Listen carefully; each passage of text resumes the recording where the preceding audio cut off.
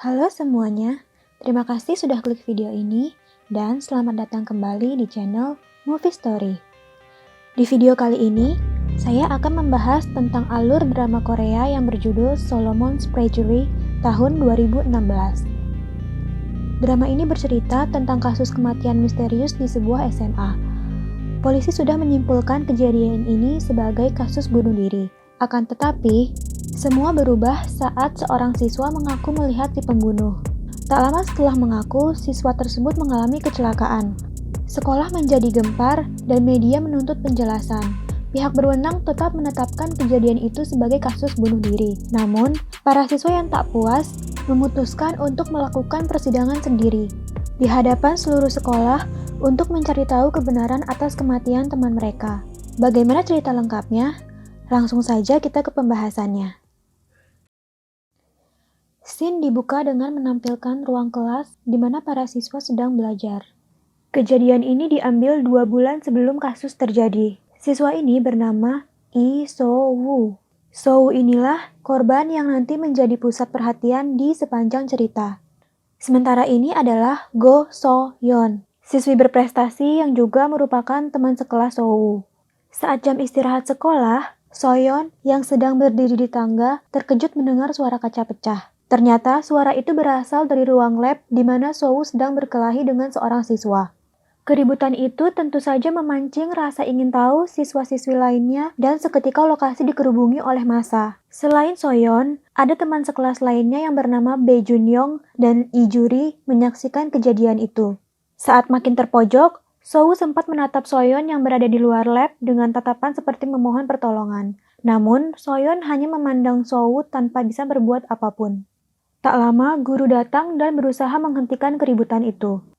So kemudian dipanggil untuk menemui ketua yayasan sekolah.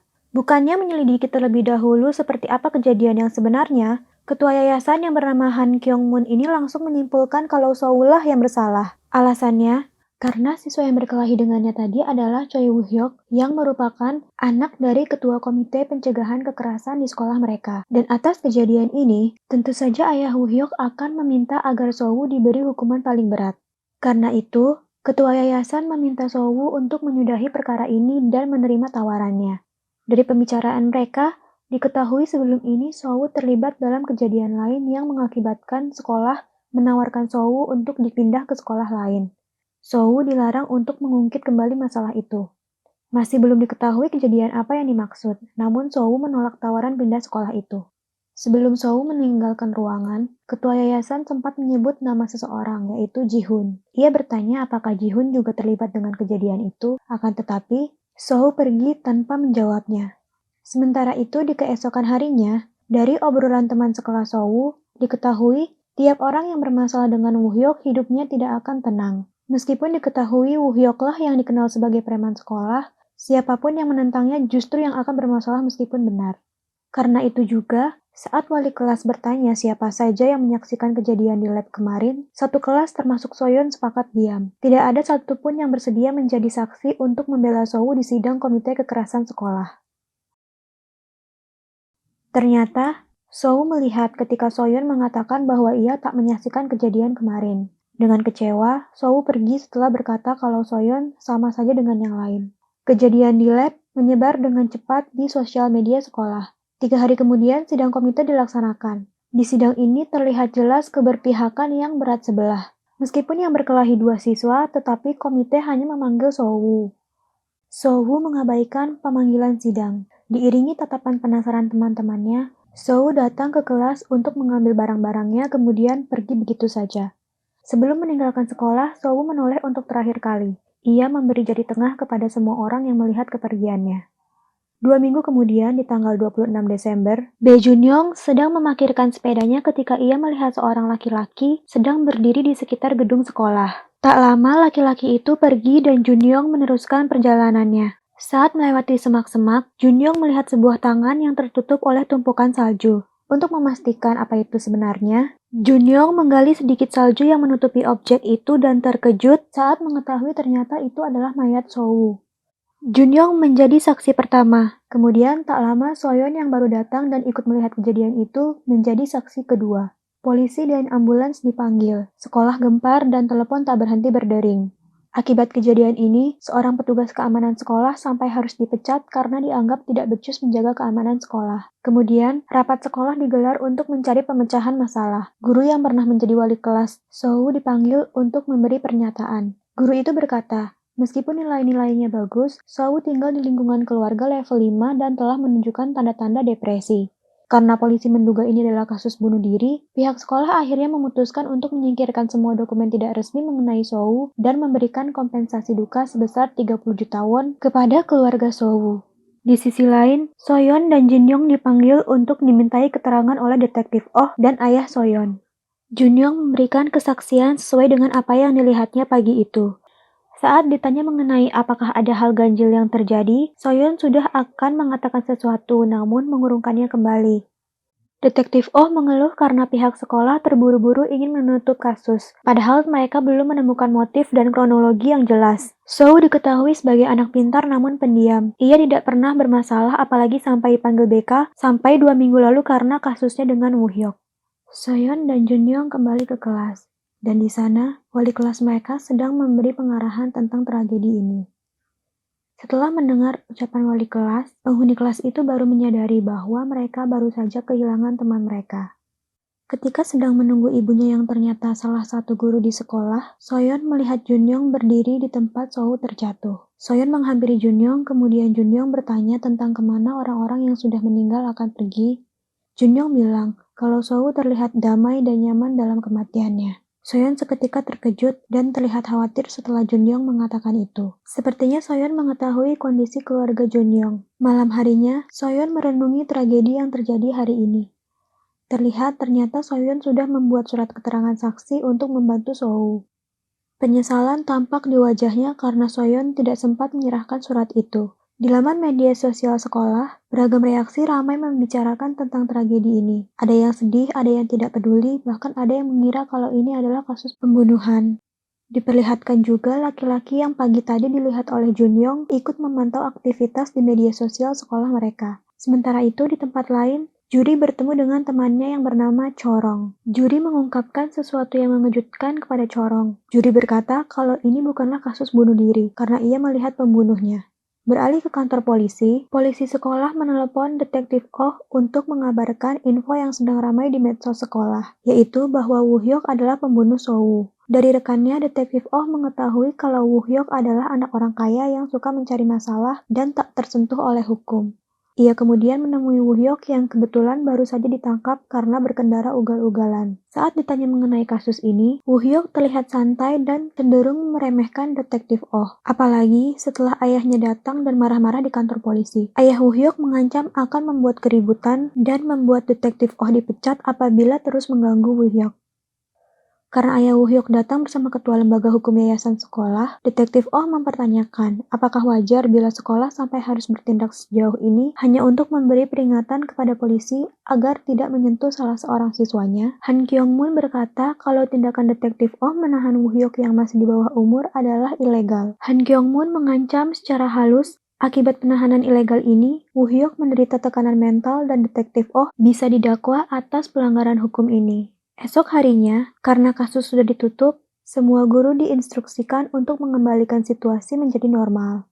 Terlihat Woo Hyuk dan dua cecunguknya juga dengan santai masuk sekolah seperti tidak pernah ada kejadian apapun.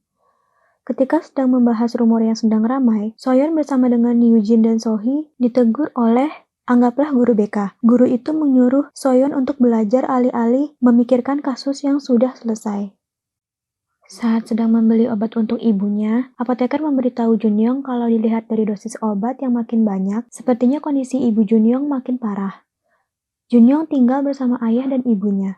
Ibu Junyoung memiliki masalah kesehatan dan selalu menyalahkan Junyoung atas apa yang terjadi pada dirinya. Bukan hanya itu, semua hal yang Junyoung lakukan selalu salah di mata ibunya. Hal sekecil apapun bisa menjadi sebuah kesalahan dan memancing kemarahan ibu Junyoung. Tentu saja kondisi ini membuat Junyoung sedih dan tertekan. Dirinya sebagai anak tak bisa melawan. Namun yang lebih menyedihkan, ayahnya bahkan diam dan tak membelanya ketika sang ibu terus menghina dan menyalahkan Junyoung. Tanpa Junyoung sadari, ketiga temannya juga sedang makan malam di restoran yang sama dan mendengar pertengkaran keluarganya. Meskipun canggung, Junyoung berkata pada Soyeon bahwa sekarang Soyeon tahu apa maksud perkataannya tentang kematian. Perkataan Junyoung meninggalkan kekhawatiran di benak Soyeon. Saat upacara peringatan Sowu, Junyoung meninggalkan aula lebih awal, dan itu membuat Soyeon makin khawatir. Laki-laki yang dilihat Junyoung di pagi hari saat menemukan Sowu ternyata adalah Han Ji-hun, yang juga disinggung oleh Han Kyung-moon saat memanggil Sowu pasca kejadian di lab tempo hari. Han Ji-hun adalah putra Han Kyung-moon yang merupakan siswa dari jurusan musik. Melalui kelas balik, diketahui Ji-hun dan Sowu merupakan teman akrab. Soyeon mencari keberadaan Junyoung karena makin mengkhawatirkan Junyoung yang tak membalas pesan dan juga tak mengangkat teleponnya. Tiba-tiba, sebuah notifikasi masuk dari Junyoung. Notifikasi itu berisi pesan selamat tinggal dengan foto dari sebuah gedung yang tinggi. Soyeon seketika panik dan langsung berlari menuju lokasi diduga Junyoung berada. Ia memberondong Junyoung dengan pesan meminta agar Junyoung menunggunya dan bicara.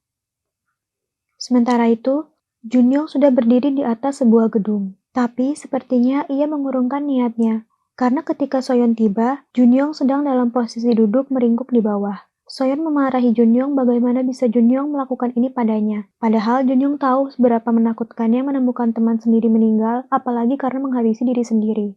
Soyeon meminta Junyoung untuk bertahan seberat apapun hidupnya. Mereka baru 18 tahun, kenapa harus memilih mati? Padahal kematian belum tentu menyelesaikan masalah. Soyeon juga membujuk agar Junyoung menghilangkan keinginannya untuk mati. Meskipun tidak ingin hidup, bukan berarti ia harus benar-benar mati. Percaya saja bahwa kehidupan akan selalu menjadi lebih baik. Akhirnya, Soyeon memutuskan untuk mengawasi Junyoung. Soyeon meminta kepada Junyoung untuk selalu berangkat sekolah bersama, pamitan ketika pulang, dan makan siang di tempat yang berdekatan. Sementara di akhir pekan, Soyeon menyuruh Junyoung untuk selalu mengiriminya pesan saat pagi dan malam hari. Beralih ke beberapa hari kemudian, terlihat Kim Sang-duk, petugas keamanan sekolah yang sudah dipecat, akan meninggalkan sekolah. Saat melewati ruang kepala sekolah, ia menendang pintu ruangan sampai ada sesuatu yang terjatuh. Ternyata itu adalah sebuah amplop yang ditujukan untuk kepala sekolah. Entah apa maksudnya, Kim Sang-duk mengambil amplop itu dan membawanya pergi. Di pagi hari tanggal 1 Januari, Soyeon menerima surat misterius. Surat itu berisi tentang pengakuan seseorang yang melihat kejadian naas di tanggal 25 Desember malam. Pengirim misterius ini menuliskan bahwa ia melihat Choi Woo-hyuk bersama dua cecunguknya mengeroyok Sowu hingga menyebabkan Sowu terjatuh dari atas gedung dan meninggal dunia. Dan bersambung ke episode selanjutnya.